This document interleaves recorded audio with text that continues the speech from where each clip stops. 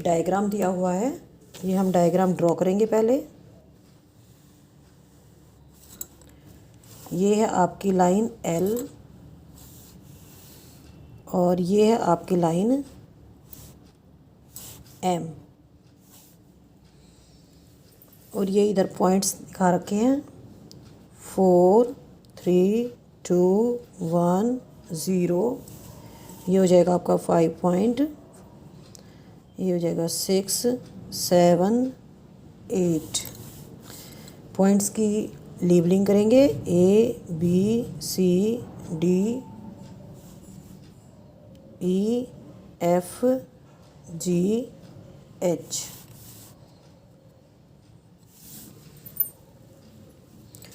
तो यहाँ पे जो लाइन L है ये लाइन M के ऊपर परपेंडिकुलर है, यानी कि यहाँ पे ये 90 डिग्री का एंगल बनता है। इस डायग्राम को आप ध्यान से देखेंगे और इससे रिलेटेड इसके 4 पार्ट्स दिए हुए हैं, उनको हम अभी करेंगे। तो इसका फर्स्ट पार्ट क्या है, is CE equal to EG।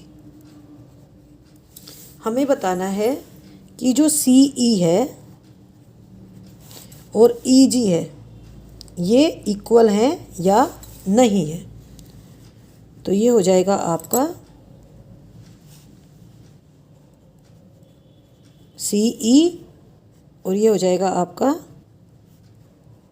CG। ये जो डायग्राम बना रखा है ये एक स्केल के ऊपर दिखा रखा है, यानी कि यहाँ पर AB अगर 1 सेंटीमीटर है तो BC भी 1 सेंटीमीटर है, CD भी 1 सेंटीमीटर है। ऐसे यहाँ पे DE EF FG और GH ये सारे 1 सेंटीमीटर के इक्वल हैं। तो यहाँ पे C से लेकर E तक का कितना हो जाएगा, ये हो जाएगा 1 सेंटीमीटर, ये भी 1 सेंटीमीटर हो जाएगा, EF 1 सेंटीमीटर हो जाएगा और FG कितना हो जाएगा 1 सेंटीमीटर। तो हम क्या लिखेंगे इसके अंदर, CE कितना हो जाएगा हमारा 2 सेंटीमीटर और EG कितना हो जाएगा हमारा 2 सेंटीमीटर। तो क्या लिखेंगे हम, CE इक्वल टू EG। अब हम करेंगे इसका B part, does PE bisect CG।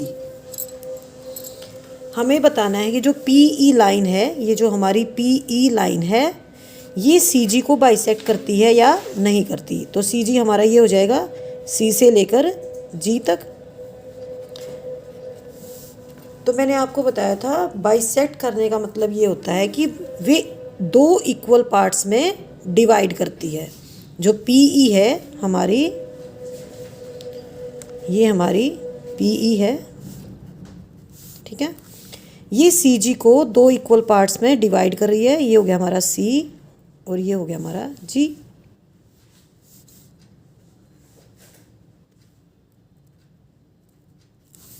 ठीक है, तो इसको हम पहले देखेंगे कि कितना है। तो ये हो जाएगा हमारा 2 सेंटीमीटर, ऐसे ही ये हो जाएगा हमारा 2 सेंटीमीटर।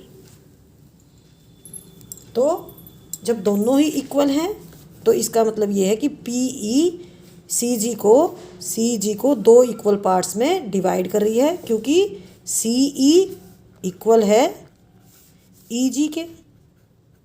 तो हम क्या लिखेंगे, यस PE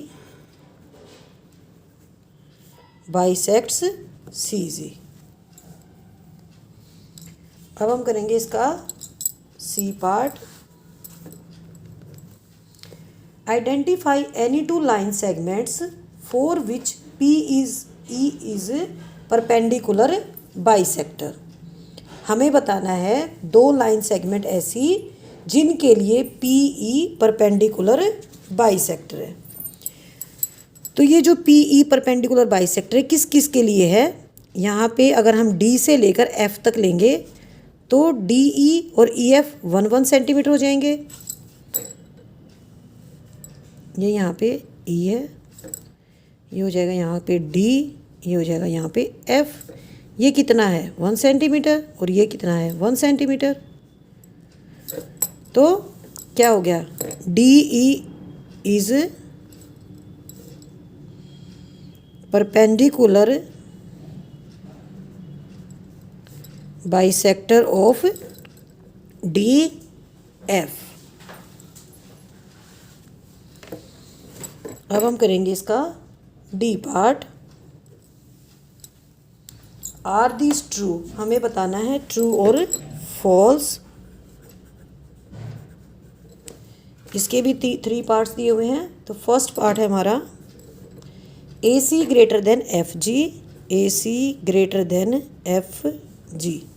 हमें बताना है कि ए सी एफ जी से बड़ा है या नहीं है। तो ए से लेकर सी तक हमारे 2 सेंटीमीटर होगा और एफ जी से लेकर हमारा 1 सेंटीमीटर होगा। तो यहाँ पे ये बड़ा हो जाएगा, क्योंकि ए सी हमारा अगर 2 सेंटीमीटर है और एफ जी 1 सेंटीमीटर है, तो ए सी बड़ा हो जाएगा एफ जी से। इसका सेकंड पार्ट है C D is equal to G H, C D is equal to G H. C D 1 centimetre है और जी एच भी 1 सेंटीमीटर है, तो ये इक्वल हो जाएंगे। अब हम करेंगे इसका third part, B C smaller than E H. तो बी सी आपका कितना है 1 सेंटीमीटर, ठीक है, और ई एच आपका कितना है 3 सेंटीमीटर। तो ये हो जाएगा स्मॉलर। तो ये हमारे तीनों ट्रू हैं, तो हम इनको लिखेंगे ट्रू। तो एक्सरसाइज हो गई आपकी कंप्लीट। एक बार मैं इसको दोबारा से रिवाइज करा देती हूँ।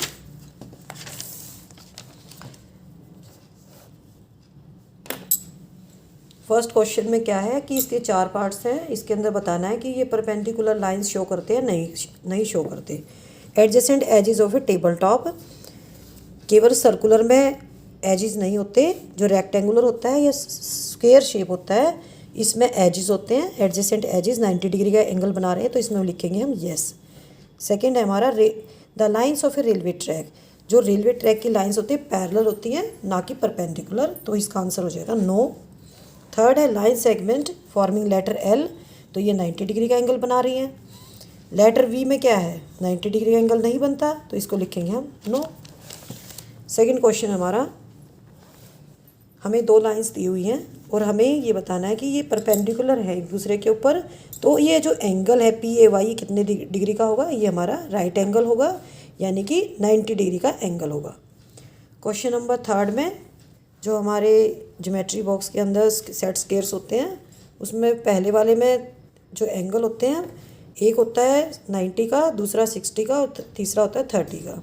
लेकिन जो दूसरा सेट स्क्वायर होता है उसके अंदर एक एंगल 90 का होता है और 2 एंगल 45 डिग्री के होते हैं। तो इनमें कॉमन कौन सा हो गया 90 डिग्री का एंगल हो गया कॉमन इनमें। ये हमारा क्वेश्चन नंबर 4 है। आपको फिगर दे रखी है, ये जो फिगर दे रखी है ये एक स्केल के ऊपर दिखा रखी है। जितने भी पॉइंट्स का गैप है ये सारा 1 सेंटीमीटर है और हमें बताना है कि सी ई जी के इक्वल है या नहीं है। तो हम सी से लेकर ई तक के पॉइंट्स काउंट करेंगे और ई से लेकर जी तक के, अगर वे इक्वल हैं तो हम इनको इक्वल लिख देंगे। यहाँ पे ये दोनों 2 सेंटीमीटर हैं, तो ये हमारा इक्वल आ जाएगा। परपेंडिकुलर बाइसेक्टर क्या होता है, जो 90 डिग्री का एंगल भी बनाता है और जो गिवन लाइन को 2 इक्वल पार्ट्स में डिवाइड करता है। तो यहाँ पे पी ई सी जी को 2 इक्वल पार्ट्स में डिवाइड कर रहा है, क्योंकि सी से लेकर ई तक और ई से लेकर जी तक दोनों यहाँ पे 2 सेंटीमीटर्स हैं।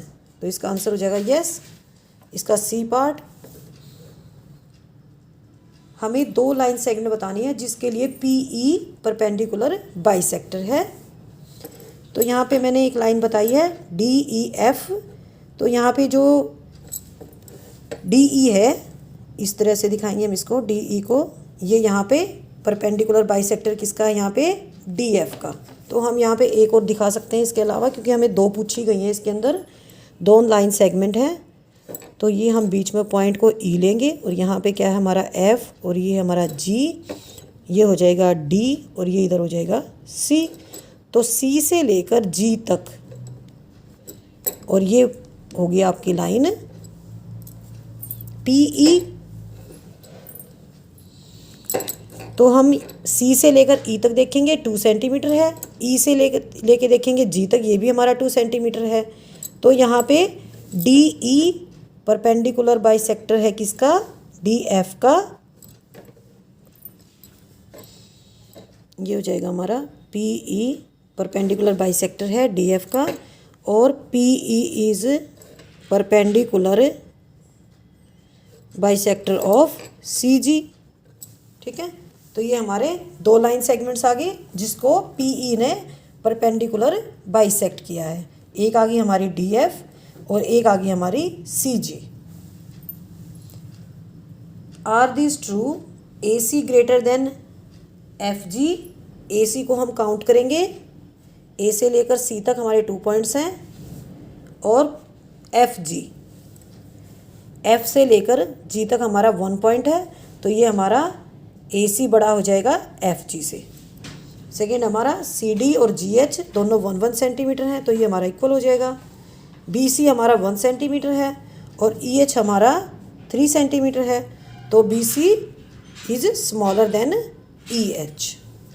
तो आपकी एक्सरसाइज हो गई है कंप्लीट 5.4। नेक्स्ट टाइम मैं आपको कराऊंगी क्लासिफिकेशन ऑफ ट्राइंगल्स और डिफरेंट टाइप ऑफ ट्राइंगल्स कराऊंगी मैं इसके अंदर आपको एंगल्स और साइड्स के बेस पे। तो आपका होमवर्क क्या है, आप इस एक्सरसाइज को खुद से करके देखेंगे तो आपको ये एक्सरसाइज अच्छे से रिवीजन हो जाएगी और आपकी अच्छे से तैयारी हो जाएगी। ओके, गुड बाय बच्चों, हैव ए नाइस डे।